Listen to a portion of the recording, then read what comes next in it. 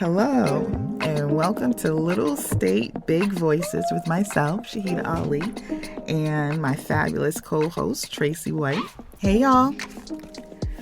We are two Massachusetts transplants now living in Rhode Island. I have lived here for 21 years, and Tracy has lived here for 5 years.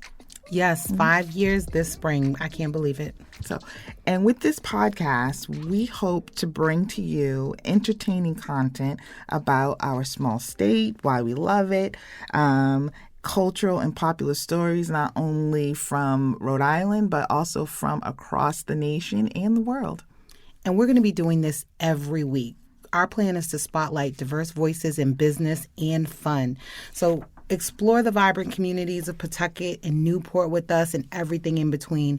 We're going to go to mom and pop restaurants and businesses. We're going to go to everything from the eclectic to the fancy. It's going to be a range. And when I tell you, Rhode Island is a little state, but it has very big offerings. And we hope you enjoy exploring it with us here at Little State Big Voices. And speaking of arts, we are recording our first podcast, which is MLK Day for everybody else, but a couple of days earlier for us.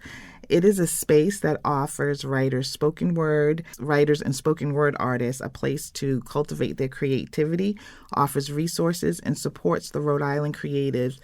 So thank you, Jody, for letting us rent out this space today. And if you do not know about Lit's RI, you should definitely come and check it out. Yes, the space is beautiful. I can't even describe it. But if you're a Rhode Island area creative and you do anything in regards to literature, podcasting, any type of writing, be it film, what have you, come and check out the space. It's very welcoming. There are so many resources for you as a creator. I mean, it just makes you want to. It gets the creative juices flowing. Is what I will say about the space, and the staff has been amazing to us. And they have a lot of events that you definitely could sign up for. So it's great to come out here. I know. I don't know why. My voice is I had a little cold, so I sound a little off. I'm a little congested. Normally, I sound very sexy, but today I just do not. What do you mean? It's giving Eartha Kitt right now. It really is. I'm getting mugged. I'm going to have to try to play that up. But anyway, so why we're here and what we hope to do with the podcast. Like I said, I've been here 22 years. And Tracy just brought it to my attention that that's 2 decades that I've been here, which is hard to acknowledge because that means I'm older than I would like to be, maybe. But 2 decades, listen, that's a badge of honor. Seriously. I've been here for 5. I need you to walk us through because I've only been here for 5, and mine were kind of 5, including the pandemic, so not really giving. My experience was different. But so talk to us about those 20 plus years. So I came here from Boston, and it was 21 years ago. It was right after my divorce, and I was looking for a property that I could afford on my own. And at that time, I could not afford a house in Boston, which is crazy because that was 20 years ago. Mm-hmm. And right now, I probably couldn't afford absolutely a corner in Boston. It's insane. So I was looking for something affordable, and one of my coworkers at Bank of America, my good friend Rich, he said, you should look in Rhode Island. They have good houses, and there's so much to do, and I live in North Providence, and blah, blah, blah, blah, blah. So I go, the first house I see is in Cranston. It was a good area, nice house or whatever, not quite what I was looking for. But the second house I looked at was in North Providence. Absolutely loved it. It was in December. My children and I, they were very excited. I bought this for them to have a safe space. Mm-hmm. And so we moved in that January, and I was commuting the entire time. Mm-hmm. So for a good 10, 15 years, that's all I did was commute back and forth to Boston for work. And I would go to my son's football games, but I didn't socialize with anybody. Then about 6 years ago, my daughter and I, we opened up Mixed Naturals Hair Store. So that was my first business, my first attempt at an entrepreneurial life, and we did end up closing it right after COVID. But that was an experience, but it allowed me to meet so many different people, to go so many different places, to express myself creatively, in this space. And I just was like, wow, I realized that I actually love this space, and I still love Boston, but I don't see myself leaving Rhode Island ever.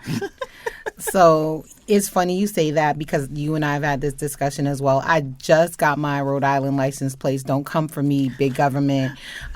Just got my Rhode Island driver's license after 5 years. So our stories have some similarities. I also had a budget for home ownership, and I was looking in Massachusetts as well. Boston was out of the question because there was no way I was paying the money they were asking for those dilapidated, very beautiful, historic, drafty houses in Boston.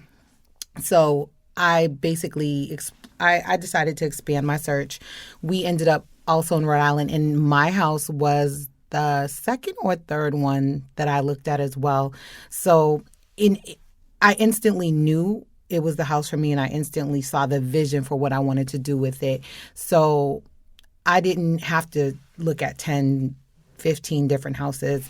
My house spoke to me and gave me a vibe. So we moved our family there. But again, like you, 1 foot in, 1 foot out in Massachusetts. I was going for activities, for family events. I was still going to the doctor. I ain't gonna lie, I still go to the doctor in Boston, and I most definitely go to the dentist in Hyde Park, Massachusetts. Big shouts to Dr. Armin, best dentist in Boston. Real talk. Anyway, so, but I started to find that every time I would go to Boston, I was compelled to get back home.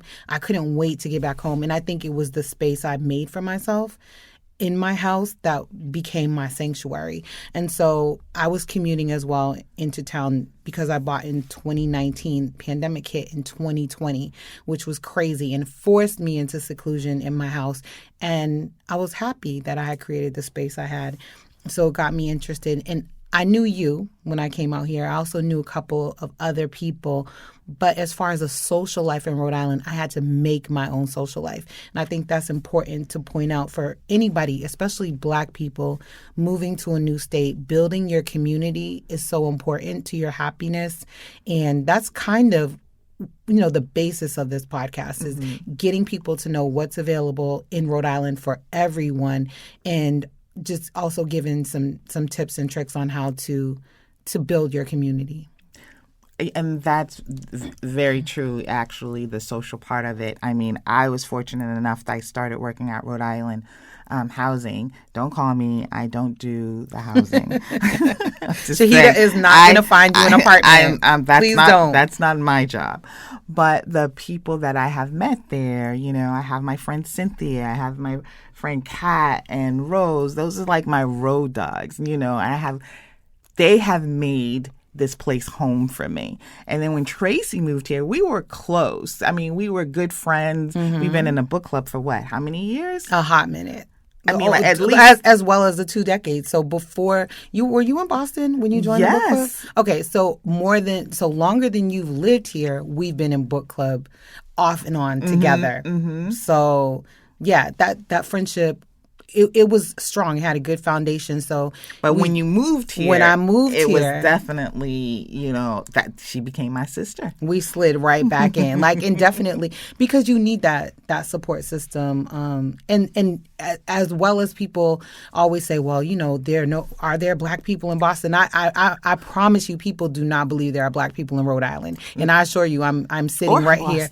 I'm sitting right here on Harris Ave in Providence, Rhode Island, and loving my life. So we are here, and get to know us. Yeah, and it's crazy that people don't even know that Rhode Island is actually not a part of New York State. Who thinks that? A lot of people think that Rhode Island is a part of New York, like Long Island or something. I need you to knock it off. I sit there stunned, but we all know the educational system in America is pretty bad. But we're talking about people in our age group who are like, Rhode Island, where is that? But anyway, I digress. No. I'm sorry. It's crazy. Listen, that is too funny to me. That's the first time I've heard that, but I can see it because there are a lot of New York transplants here. That's as true. well as a lot of people from Connecticut. So I consider Rhode Island to be a weird mix of people from Connecticut, New York, Massachusetts, which is a motley crew. That's the only way I can put it. We are a motley crew of very weird individuals. Like Austin, Texas has that slogan, "Keep Austin Weird."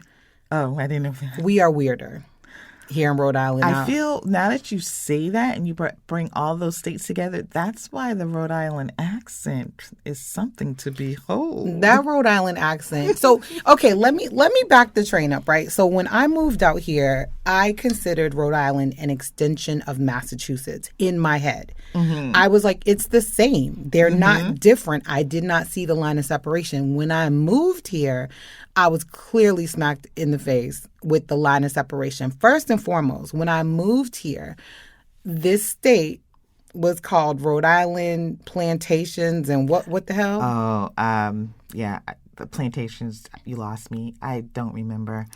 So that was on the letterhead. I'm like, girl, why did you move to the plantation? But I will say they did remove that. They did vote. They took that down. I was like, the plantation?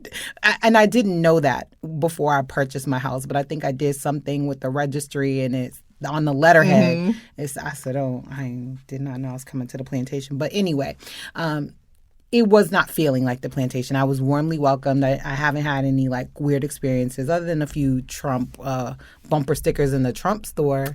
I had a whole Trump store near around my the house. corner from your house. It was triggering going down Mineral Springs and having to pass that damn store all the time. I mean, and we will be talking to some, Rhode Island electives too, because I am very big on politics. Shahida but is I will huge not overwhelm on you with politics. it. You know what? You need Shahida though. So I also need Shahida for that because I care about politics, but not on the same level that she cares and investigates. And we have other friends like that, too. Robbie's really into politics, too. Robbie DeBarros of Revolut. Huge into that kind of thing. So I'm into, like, the is Mitch McConnell glitching level of politics. I'm into did our president fall down this afternoon? Or did he try to ride a bike? Or did he sleep with the wrong person and didn't cover it up well enough? That's my level of politics, and that's that great. I enjoy most part. But we are in desperate times right now. 2024. I agree. It's going to be a defining moment, and I cannot stress enough, and I will not stress enough how important it is. And I hear a lot of talk about, who you won't be voting for and what you will be voting for come 2024. Because if a certain person gets in, or any Republican gets in, you can consider all of your rights gone. So real talk, I'm going to say two things about politics before we, get into other things. But Chris Christie homeboy has got some ads out there. He is really in these streets trying to get your attention. And he has my attention. I will not vote for him, but he has my attention. So I'm going to explore, what exactly he's talking about because, the devil type thing.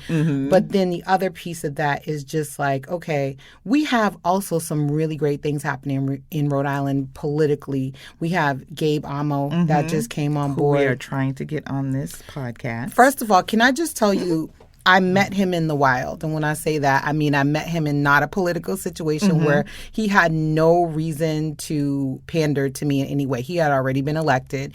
He's really awesome guy. I will say that about him. From the short interaction that I had, he seemed very genuine and, just a stand-up guy. But with all of that said, since I've lived in Rhode Island, when I tell you the politicians really be out here trying to get the girlies' votes. In Massachusetts, they don't do... In Boston, even politicians of color in Boston, I do get emails from them. They are personable. They are engaging. There's some Julia Mejia, Liz Miranda, Ayanna Pressley, really amazing politicians in the city of Boston, and they do actually fight for your vote. But when I tell you, they came to my house out here, like the folks that were trying to get in, they were coming to my house. Yeah, they do. They were throwing parties in the park across the street from my house, like a lot of free things for the kids, backpacks, and what these politicians really are like grassroots, hit the ground. But that's the difference between very local politicians. It's local than a mofo. Because you don't get that so much from the nationals. Your representatives in your town. Yeah. But people don't pay enough attention, and they don't. And I honestly and they don't didn't vote either. in those smaller elections a lot. They don't of the time, and you don't realize how important those smaller elections are. But we're not going to get into that today. Not today. Little but teaser. We have more, some really more good stuff later. coming up because, like Tracy just said, we do have some really great local politicians, but we have some great business owners.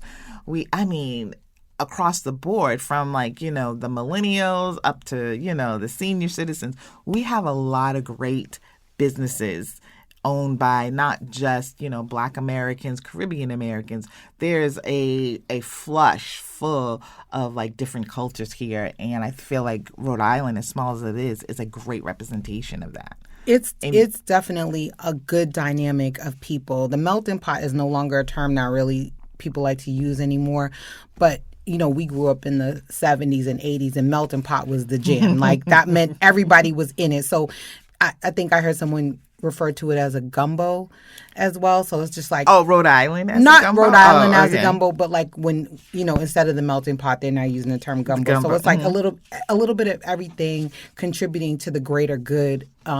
And a delicious, tasty outcome. So that's how I consider Rhode Island, and I like it here. Yeah. And we want to hear from, Rhode Islanders. We want to hear from people in Massachusetts too. But we want to hear from Rhode Islanders. We want you to tell us, about your neighborhoods. We want to hear about Pawtucket. We want to hear about, Cranston, what's there to see there, what makes it, the spot for you. So we're imploring our listeners to, get in contact with us, to, tell us about these things. And as we learn more, we want to be able to amplify that and teach everybody more and maybe get some more people here. Yes, and we are going to be pulling up on these businesses. When I tell you, first of all, I love to eat. That is no secret. She loves to go out to restaurants. I love a restaurant. I love to at least check it out, and all different kinds. And what I can say, so restaurants. Let me point one thing out about when I moved to Rhode Island. One of the things that made me love Rhode Island was when I got here and my stove wasn't operational because they were doing my kitchen, right? So I needed to order Uber Eats. The selection of different cultural food offerings on Uber Eats knocked my socks off. There was Cambodian food. What kind of food? Of course, Thai. But the diversity even among the African restaurants. African I was like, really okay, let me here. find out Rhode Island is really, representing more so than even Boston, which surprised me a little bit, but didn't surprise me at the same time. So that was one of the things. Food and culture. You have me at arts and food all the time. One thing I will say, I just came back from St. Louis in Missouri and Florida, and just driving down their streets, there's so many chain restaurants. And I'm just wow, it's just restaurants I had never even heard of, but they're chains. They're big, chain restaurants. And one of the things that I have always appreciated about Rhode Island from the time I was here is that we have so many mom and pop restaurants. We have so many smaller, eclectic, styles. And we have the fancy ones too, but we have these little, cultural spots to go to. And just looking at, other states, I'm very surprised that, as small as we are, we don't have more. I don't want these chain restaurants. Don't come. I don't want them. You don't want Red Lobster, Cheddar Bay biscuits? No. Unless you sponsor the show, then fall through. Red Lobster. But it's these little spots that you go to that you mean like see. There's nothing like going to Narragansett and getting seafood. Oh, that place is so good. And what's the name of it again? I can't Girl, even you know remember. I don't remember it. I don't, but we're definitely going to talk about that. We will, because and we'll be going to get some food. Yeah, we'll be going to get some always. But it's like those little small spots that you go to. You know, Rhode Island has so much to offer. So another thing about Rhode Island, Dunkin' Donuts is not king out here, and I'm so sorry to say that unless you sponsor the show. So Dunkin' is definitely well represented. However, they do not go out of their way to push out the small business owner. The number of individually owned, like privately owned coffee shops that actually have drive-thrus in Rhode Island, fire. You will not find this. I've never been anywhere else. I've never seen it anywhere else. I was at a place yesterday, of course, forgot the name. I'm going to give them a shout out maybe on our socials. I'll tag them in something. But I was able to drive through. And it was more than just your regular hazelnut, vanilla. I mean, they had like a banana rama, something like really delicious. They call them cocktails instead of cocktails at this place. Where? What town? It was in Johnston. I'm going to get the name of it. Very cute. I was really impressed. And it was a drive-through? Drive-through, girl, because I don't want to get out my car ever. See, but you know what? I implore people to get out the car. No. Go inside. Sometimes the ambiance is just so, like, especially If at I some of have these, time. like, little coffee houses. So you're right about that. So one of those is, have you been to Sydney? Over there on Water Place? Yes. They have spiked cocktails and an elaborate spiked coffee cocktail menu. See, I didn't know that. Oh, we will be going to Sydney. Okay. As in Sydney, Australia. SYDNEY. Sydney. It's at Water Place near Jackie's behind the train station.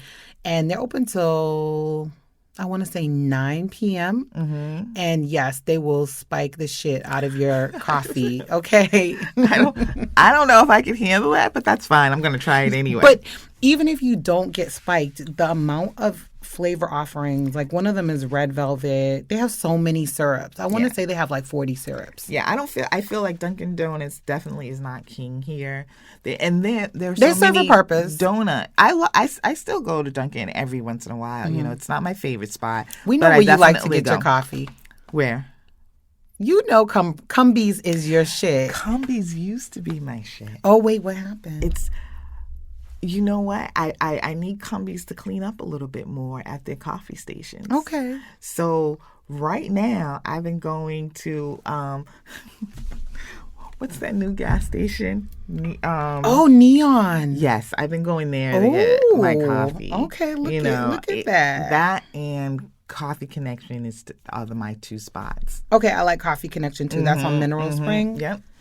I'm gonna find. Listen, we're gonna tag these businesses that we go to, and we're gonna be honest and candid as we're visiting these businesses. I am no Keith Lee, and do not pull up on us like Keith Lee. But it's not just gonna be about was the food good. We're gonna be talking about how was the service, was the place clean, did we feel welcome, and honestly, I really have not had any bad experiences at the smaller places.